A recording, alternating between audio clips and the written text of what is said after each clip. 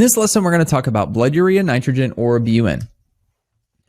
When we talk about BUN or the blood urea nitrogen, we're looking in a lab that is primarily directed at the kidneys. And the normal value for BUN is going to be 7 to 20 milligrams per deciliter. Let's talk about how we get this value. So as we eat food, we take in protein via the GI tract. And that protein is converted to an amino acid or several amino acids. And then those are further converted into ammonia.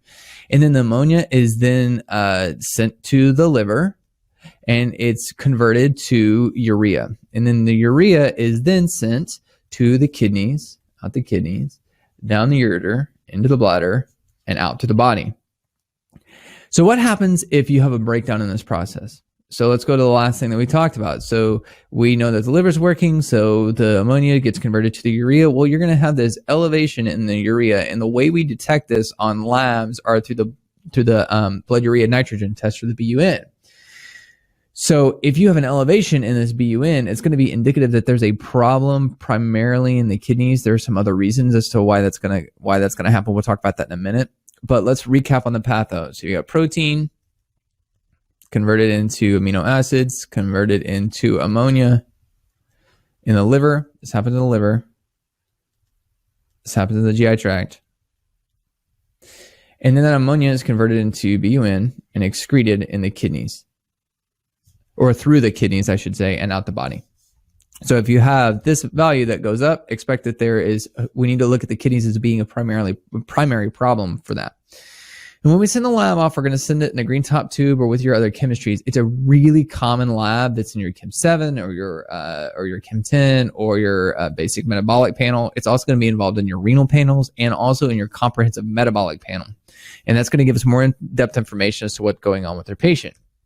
And let's say we get our labs back and that BUN is abnormal. Let's say it's elevated. Well, if it's elevated, we're going to look to the kidneys. We're going to make sure that those kidneys are working properly. So if they're not, we can expect some sort of kidney failure or kidney disease.